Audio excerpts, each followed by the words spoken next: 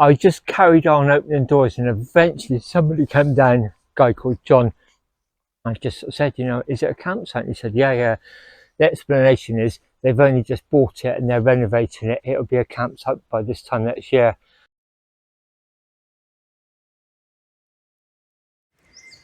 Hello, good morning at the start of day 5 on my Thankful Villages tour.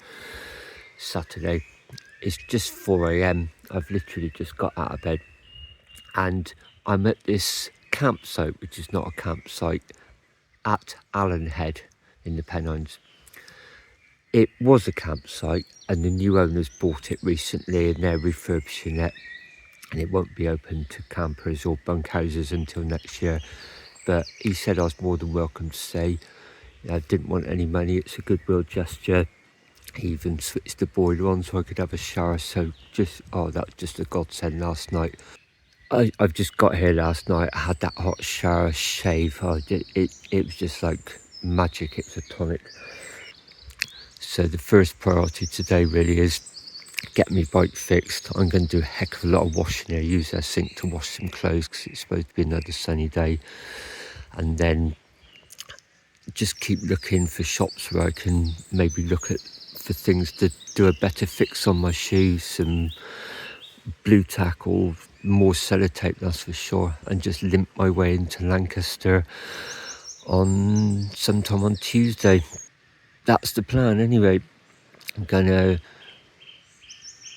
give it a couple of hours, probably gonna put some breakfast on in a minute, sit down and have a coffee and wait till the sun comes up, and then I'll be on my way probably about 8 o'clock-ish. Just gone 8 a.m. on Saturday, day 5 of my Thankful Villages tour. If I look at the sheet of paper with the villages on, I spoke to you at Hunstanworth yesterday. We've still got Ousby to go to. That will get there today, hopefully. That's up on high ground. And then we start dropping down towards the M6 corridor. The final two are actually quite close to each other, actually. Arkholm, Nether Kellet. And then that's only about 5 miles from Lancaster. So I've decided I'm going to continue on part 2 of the route. I'm about halfway through it already. And I've got 79 miles to go. And so yesterday I actually managed to do 25 miles to get here, considering all the stopping, the walking, the fixing the problems. So if I can just do 25 miles a day for the next 3 days, that's 79, isn't it? And plus I've got most of Tuesday, because I can't book into my travel lodge in Manchester till 3 p.m, so there's no point getting there early. So I've got in effect 4 days to do about 79 miles. So as long as I can try and keep that fix on the pedal or work something better out, I just feel it's doable. I've got another very long hill to get over today, and then I think the gradient eases a lot. There's one more bit of rough stuff off-road on my route. I'm just going to take that out and go down to a road. It's only about a mile, and I don't think it's going to be that busy up here, and go into the village that way just to avoid the rough stuff, because I think that's what's been causing me problems. When I got here last night, I took my luggage off and I thought, oh, the rack's a bit loose and the retaining bolt, the anchor bolts come out. So I've got some cable ties, but I think what I'm going to do is take one of the anchor bolts out of a less load bearing area, like a mudguard, put that in there and use a cable tie for that. So I think the problem has been the amount of rough stuff I've been doing, but then hey, I like a little bit of adventure. That's what I come out to these places for. So that's the plan. I'm going to use the remainder of my time to finish the Thankful Villages section of the ride. And I mean, how can I possibly complain about yesterday when there's stunning scenery like this, and then just such generous houses last night? Anyway, the start of day 5. I was up at 4 a.m. this morning. I considered getting up and packing and being gone really early, but the midges were really bad. I had to dive in my tent last night once I boiled the rice and the MRE. It was chickpea curry. I just poured the rice into the bag, stirred it all up and sat in my tent and ate it. By about 9 o'clock the midges were awful, and they weren't that good this morning at 4 a.m. Now the sun's up, it's okay. You can see I'm getting everything out. I just minded of that Apollo 13 sketch, you know, when they got to get the 2 CO canisters together. So I got the same kind of problem. What have I got that's good? So that piece of plastic dropped out last night just as I walked up here actually. So that's going to need attending, and it's not going to last forever. So I used an MRE, one of these meals ready to eat army surplus packs, and they come in quite thick, strong plastic pouches. So I've just been over the washrooms and washed that all out. I'm going to have to cut it up in a bit. I've got my sellotape, so I've got plenty of spare material. Probably going to need to get more sellotape, as I keep saying, hopefully some blue tack. And another solution, possibly, not happy about this, but if I do have to start walking up some steep hills, I'm going to bungee some washing at the back of my rack today. I'm probably going to have to bungee my sandals, and literally if I get to a steep hill that I have to push the bike up, rather than trash the shoes, I'm going to have to change over to these. It's actually quite windy. I haven't even got round to checking the weather forecast yet, seeing which way the wind's blowing. Could well be against me. I just don't know. If it is, it is. As long as my shoes hold out, that's the #1 priority. Okay, a little discovery here actually. Oversight on my part, but I think it's worth sharing. Learn from it, that's the main thing. I thought, oh, I might as well take that Allen bolt out, put on there. I started using the multi-tool and it just wouldn't budge. I was going to put some oil in it. I thought, why risk breaking that? Because if that goes, I have got problems. So I just took the one off the front. But I've just realised the cable ties I bring really don't want to fit through those holes. I just about managed to pull it through enough to sort of like wrap it really round, tie it up on itself. And guess what? I've had to use sellotape to anchor it in place. Lesson learned. I used to do this actually. They're the anchor points for the front rack when I have that on. In future, I'm going to keep some of these screws in there, possibly in there as well, so I've always got spare screws, and also bring a combination of different sizes for cable ties. But at least this morning I had the knife and the sellotape and I was able to do that, you know, not under duress. Yesterday I was like trying to tear sellotape with my teeth, you know, as people were coming down the churchyard. As I said, I got quite a few comments yesterday. So first part of the fix. Okay, I think the bike's alright. I'm just going to go around and tighten all the screws in a minute, because if that one's come loose, goodness knows what else might be loose. I've done my shoe repair, I've done my bike repair, I've washed some clothing for tomorrow. Oh god, putting clean cycling clothes on this morning on top of that shower and the shave last night. Oh, it just makes me feel human again. Just getting my garments loaded up. So this is going to be route 2. Well breed another colour. Make sure I select it, don't delete it, and then I'll just be following that, and that's what I'm going to be recording on. So up here, I think the road continues that way. I'm having a look at the route profile. There's a big climb coming up because I'm heading over to Alston. I know in Alston that I'll be able to pick up supplies, so I'm probably going to buy food for 2 nights, because I just don't know where I'm going to end up the next couple of nights. I may have to wild camp again. If I can find some campsites, brilliant. This is exactly the sort of thing I like. All I want is shower and water. I don't want all the, can you have your email address, and here's a list of the rules and regulations. This was absolutely perfect last night, and the scenery absolutely stunning.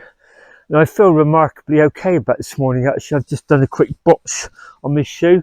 The priority now is to get some more sellotape, and I know I keep harping on about this, some blue tack. So I've literally just come 50 feet up the gravel track. There's a sign, Thorn Green Bunkhouse and Camping, and I'm literally on my route. You can see I've just joined it. What an amazing location. See, it's quite windy. The wind's coming from that direction, so I guess I'm going to be riding into it. We'll see. Probably won't be into me all day. There'll be direction changes. I just got to take in this stunning view just before I leave. Well, within a few hundred yards, I've had to do my first repair already. I was coming up this steep hill. That's looking back down at Allen Head. See the road snaking around. I'm heading up here. There was just like a real steep gradient. And I thought I'd just get off and walk. I tried to walk on my heels. Next thing I know, the card was coming out. So I've had to stop and do a test here. So I really am going to have to use flip-flops to walk up the hills. So I know it sounds crazy taking my shoes off just to walk 200 yards up a steep hill, putting flip-flops on, then doing that in reverse. But I've just seen a sign for Alston, 9 miles.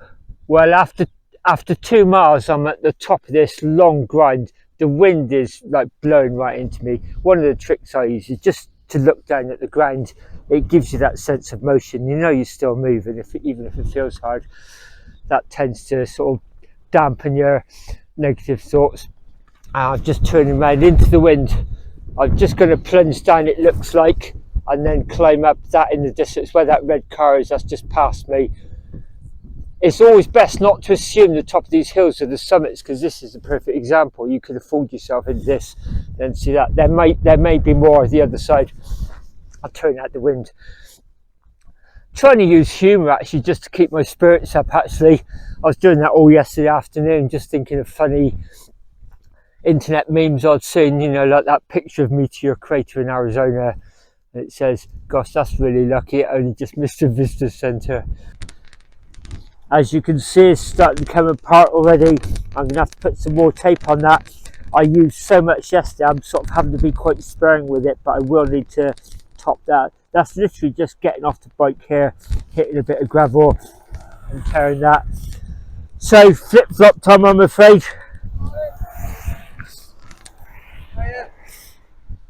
That's nice. Halfway up that hairpin, there's a viewpoint, and 3 cyclists came this way. They stopped to take pictures of the view. In fact, there they are down there. And one of them said to me, not far to go, then it's all down here to Alston. So that was a real lift, actually. And another one said, are you doing this sea to sea? And I said, no. Of course, it's the coast to coast ride. That's probably what they're doing. I can see them down there, all the high vis. And there's the road I've just come along.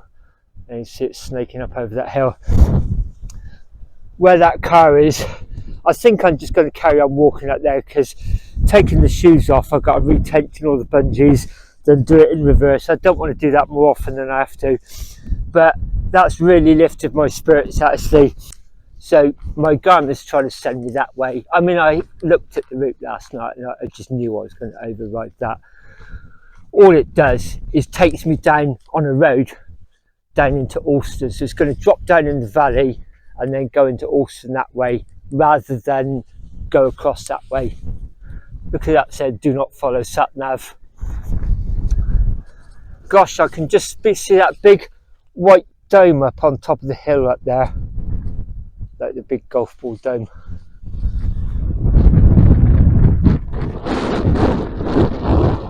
Feels like being on top of the world up here.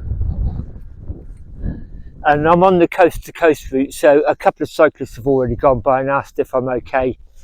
Just about to start the descent down into the valley. I've just had a couple of Garmin alarms off each of the devices telling me I've gone off route, which is, you know I have. I've deliberately done that. Someone coming up.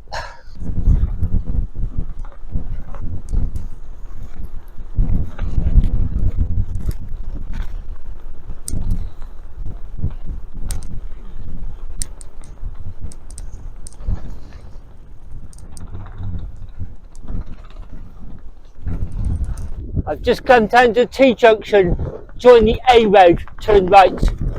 So I'll intersect where that rough stuff.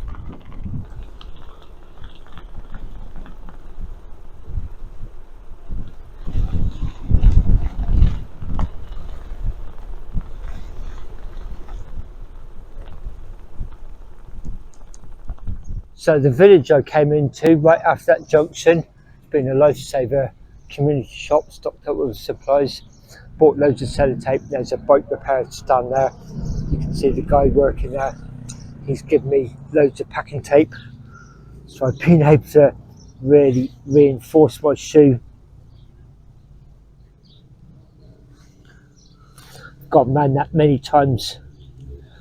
I said how much for that, and he sort of said just make a donation. So I went to the shop, got a tenner change, gave him a fiver, because that's basically a lifesaver for me.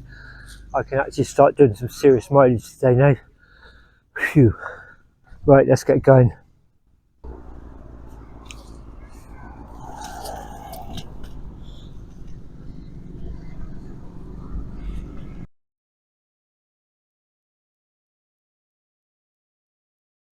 Well, I'm now in the tourist spot of Alston. I've just slightly come off my route. I've come down into town, and I've fixed the shoe, and it's really holding up. It just allows me to pedal quite hard on the flat, so I felt it was downhill admittedly, but I felt like I was making some distance, like just such a relief.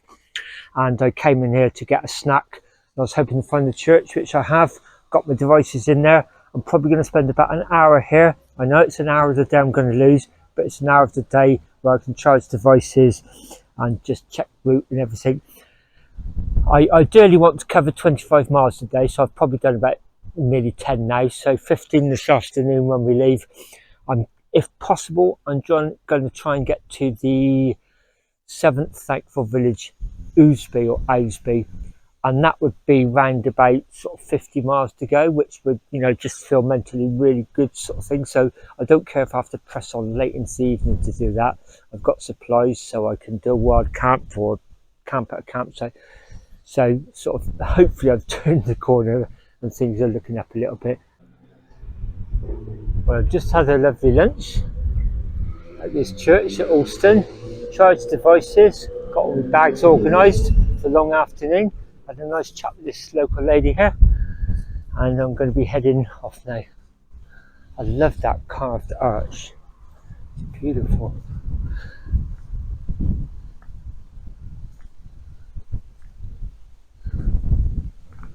Right, just leaving Alston now. I think we're climbing straight up over what's up there. So another high road. I think this may well be the last of the really big climbs. It's about 2:30 in the afternoon. Let's see how we get on. Left the tree line. We're still on long grass, but you can see it's about to become sparse and heathland up there. That's pretty much where we're heading for. That's the summit. That's Hartside Pass, I believe. I just had to stop and do an emergency repair on the road. That really thick tape was brilliant, but I should have put some around the back. I could feel it moving forward, so I've just used some of the packing tape I bought in that lovely stores to just try and hold it all together. I've got loads of sellotape, loads of packing tape, so I can use it to my heart's content. If it does the trick, I'm happy to just get through it. Anyway, I can see the cars snaking up there. I've been up Hartside Pass before, circled over it a few times. Been up there once in the car with my darling wife on a really wet and wild day. I mean, couldn't ask for nicer weather really. It's not too hot and it's not too cold. Well, it is warm, but the wind is really cooling me down as I climb up.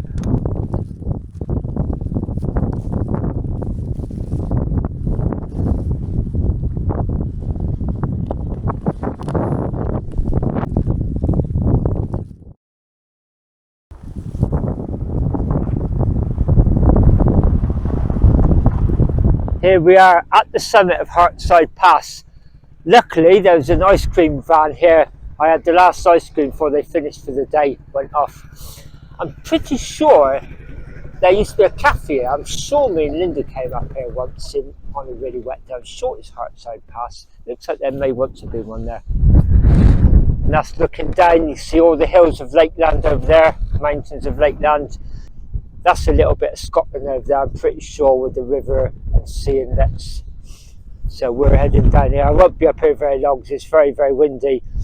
I think I'm probably going to have to go down without a hat on, because I think my baseball cap, even if I turn it backwards, is probably going to get blown off.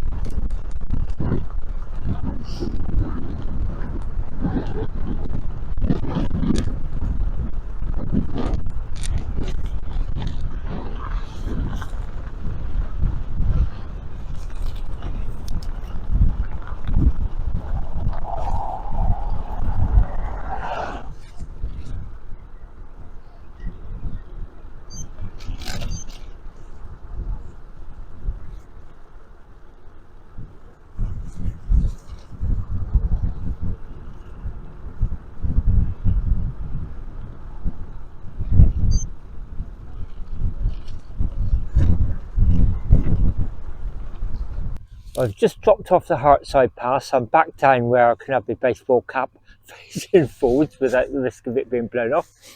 I've just been guided left by my Garmin, and look, Ousby, 1.5 miles. Whew, my 7th thankful village, so that'll be the one today. I just feel like I've really turned the corner. Up there when you saw Lakeland and the bit of Scotland that hangs over England, and then I just knew I was on the west side of the country, and it just feels like things are actually starting to turn a corner. I better not speak too soon, but the shoes appear to be holding up. Anyway, Ousby 1.5. I'm just coming into Ousby, and it's the first thankful village sign I've seen on the boundary sign on this trip, and it says a doubly thankful village. So what that means is every person from this village who went off to serve in the First and the Second World War returned home safely alive. There's 16, I think, doubly thankful villages in the UK out of the 56 or 57 thankful villages. There's one village in France, I believe, that its villagers went off to fight in 5 wars and all returned safely alive. If I can remember them, it's the Franco-Prussian War, the First World War, the Second World War, the French Indochina War, that's Vietnam, and I think it was the Algerian conflict. Every single person from that French village who went off in to fight in all those wars and conflicts all returned home safely alive. So I'm not sure what the word would be for 5 wars, but this is certainly a doubly thankful village where all its inhabitants returned safely for both the First and Second World Wars. Right, let's go and find the church, see if I can find the plaque. Just at the boundary sign at this T-junction, I've just come in this way, and gosh, you look back, you can see what I've just come over. There's the Hartside Pass. It's pretty much the watershed, I'd imagine, between Western and Eastern England. It's the backbone, the Pennines are the backbone of England, aren't they, that run from the Peak District all the way up over into the border of southern Scotland. Right.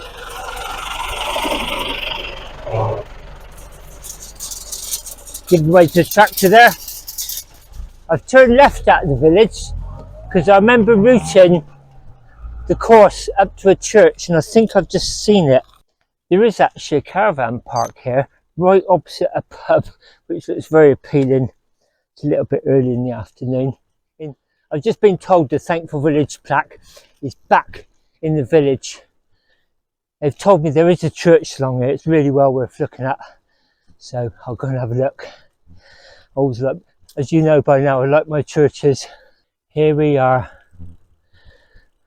They said it's open as well.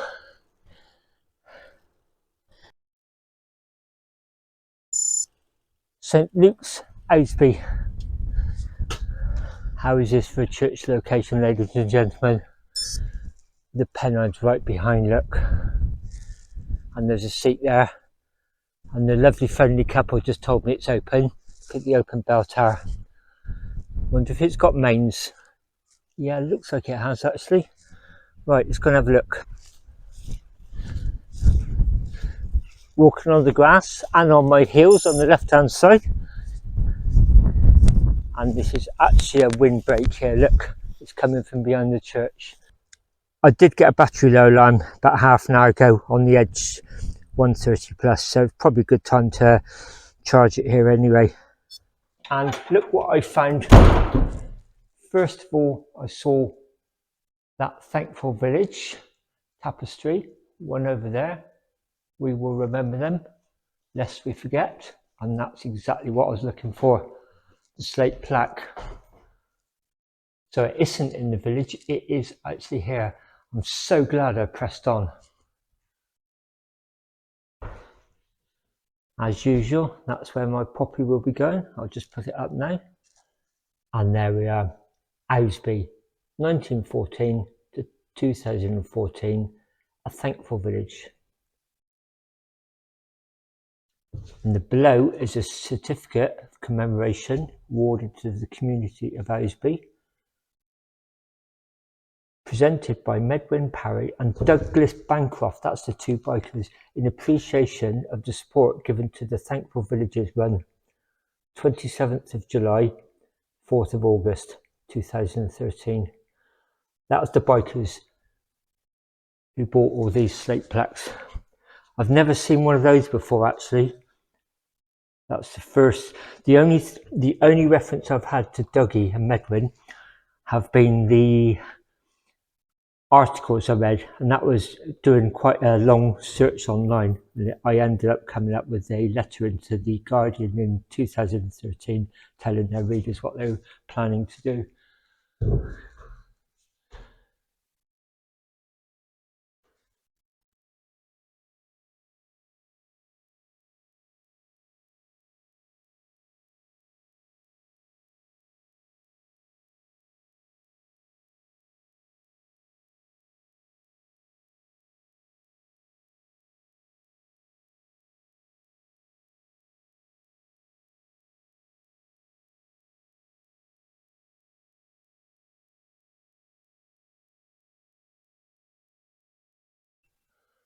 So from the nave up a step, 2 steps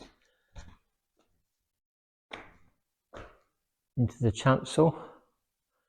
Gosh, Crusader there. That would have been on the tomb of a Crusader. I was made aware recently that when you see effigies of Crusaders, if their legs are crossed, it suggests they served in 2 crusades, and quite often what's at their feet is another reference to their record. Although when you do a little bit more research online, people dispute that, so I simply just don't know. That's what I've been told, but that one's certainly got the legs crossed. That's the mountains of Lakeland over there, and then behind this lovely church is what I've just come over, the Pennines. Stunning location. I found the plaque in the church, left my poppy, and just charging a few devices in there. I was just looking on my phone, and apparently in about a mile's time there's a campsite which I'm going to try, and if not, there's a caravan site down in the village itself opposite a pub, but I actually quite fancy a remote campsite. I just sat here anyway, and a motorcyclist came along. He came along that way slowly, sort of looked at me, stopped, went back that way, parked up, and he came in and he said, I know this might sound a silly question, but are you the cyclists who leave poppies at Thankful Villages? I said, yeah. And he says, oh, I'm part of a website and a Facebook group. You're quite a talking point amongst this. And I said, oh, really? And he said, yeah. He said, there's loads of us that do it. And I said, really? I thought I was the only one. He said, no, there's quite a community. So he's given me the address of the website. And that's what he's been doing today. Actually, he had to take his motorbike in to get it fixed this morning, and he's just been to the 2 Thankful Villages that I'm going to go to tomorrow. That's where he went early this afternoon, so he's just been, sort of giving me a little bit of feedback and telling me what to look for. And yeah, that was just absolutely fantastic. And I sort of said, we're having a chin. I took photographs of each other.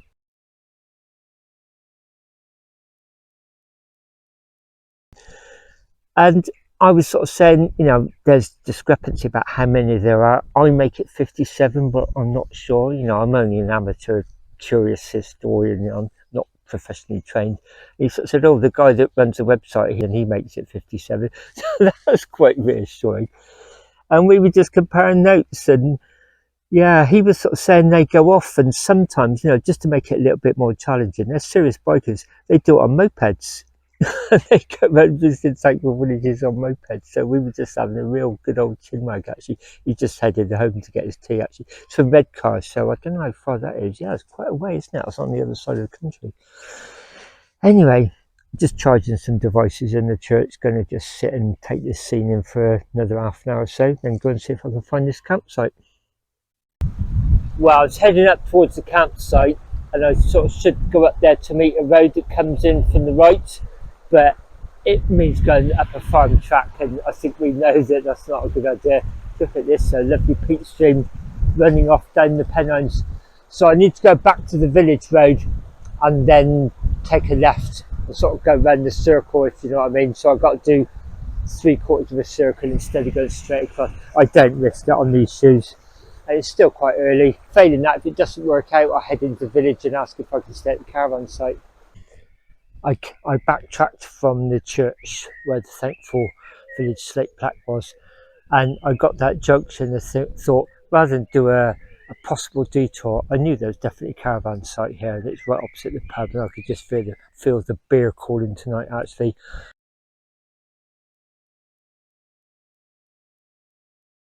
So I've come along. It's actually owned by the pub. The main caravans are that side. This is just all residential. There's nobody here this weekend.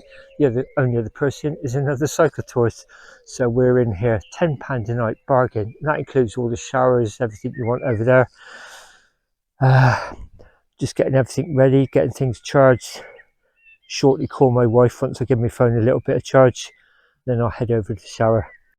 I've had my chicken curry and pasta. Sat against the tree there. Got everything washed up. I was actually going to go down the pub, and I really don't fancy it. I think I'm going to save beer for Tuesday night when I get to the travel lodge. Just going to sit here and munch some cakes, I think, actually. Just done a lot of washing for tomorrow. Leave that overnight, because I'm pretty sure the sunset that way, the sun's going to rise that way in the morning, so hopefully we'll get a little bit of early morning drying done on that. And then I don't think it'll be long before I go to bed.